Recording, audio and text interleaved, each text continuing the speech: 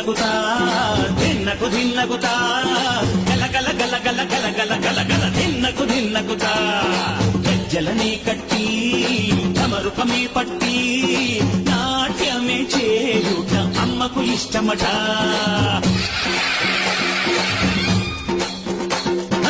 ఊగే ఊగేల ఇయ్యాలి హారతి